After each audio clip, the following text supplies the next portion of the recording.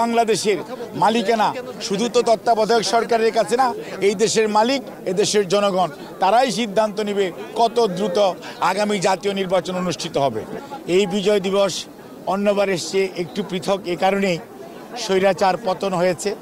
যারা সত্যিকার অর্থে স্বৈরাচার পালিয়ে গেছে এবং স্বৈরাচার পালিয়ে যাওয়ার কারণে আজকে দেশের মানুষ বুক ভরে শ্বাস নিতে পারছে, কথা বলতে পারছে এবং আজকের এই সাভার জাতীয় স্মৃতিসৌধের ব্যাপক মানুষের উপস্থিতি প্রমাণ করে যে মানুষ কতটুকু তার মনোযাতনায় মনোকষ্টে ছিল, তার ভাব প্রকাশের তার যে প্রতিকূলতা প্রতিবন্ধকতা ছিল সেটি আজকে নেই।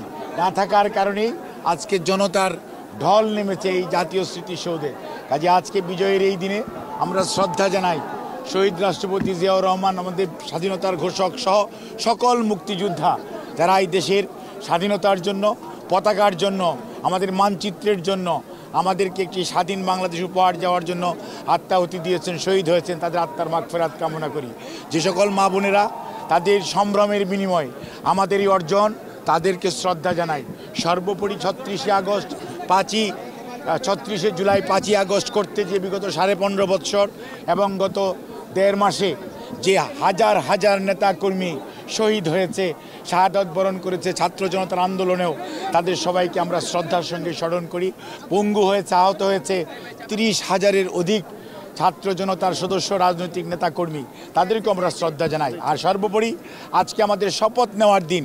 যে কারণে স্বৈরাচার পালিয়ে গেল, যে কারণে দেশের মানুষ আজকে এই বাঁধ ভাঙা স্রোতের মতো এই জাতীয় স্মৃতিসৌধ অর্থাৎ গণতন্ত্রের পাদপীঠ, স্বাধীনতা সার্বভৌমত্বের পাদপীঠে সমবেত হয়েছে, তার একটিমাত্র কারণ জনগণ তার অধিকার ফেরত করতে চায়, জনগণ তার দেশের মালিকানা চায়।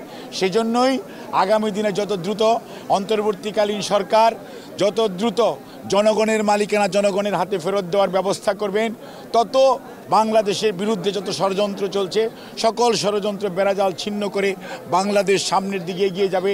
এবং আজকে যে আমরা নতুন বাংলাদেশের স্বপ্ন দেখছি, সেই নতুন বাংলাদেশ গড়ে উঠবে জনগণের নির্বাচিত আগামী দিনের প্রতিনিধি।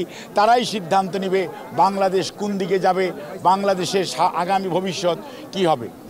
প্রধান উপদেষ্টা তারপরেও গত 4 মাস যাবৎ বলার পরেও আজকে যেহেতু উনি এই কথাটি বলেছেন, এই জন্য ধন্যবাদ দিতেই হয়। বাট তারপরেও আমরা বলবো, যত প্রলম্বিত করবেন সমস্যা তত দীর্ঘায়িত হবে। এবং আজকে জনগণ দ্রব্যমূল্যের ঊর্ধ্বগতিতে দিশেহারা, জনজীবন আজকে বিপর্যস্ত। কাজেই মানুষ তা যত দ্রুত একটি গণতান্ত্রিক পরিবেশ ফেরত পাবে, তত বেশি মানুষ খুশি হবে, মানুষ আনন্দিত হবে। কাজে প্রধান উপদেষ্টা ওনার বক্তব্য দিয়েছেন, রাজনৈতিক নেতৃবৃন্দ সহ এই বাংলাদেশের মালিকানা শুধু তো তত্ত্বাবধায়ক সরকারের কাছে না, এই দেশের মালিক এদেশের জনগণ। তারাই সিদ্ধান্ত নেবে কত দ্রুত আগামী জাতীয় নির্বাচন অনুষ্ঠিত হবে।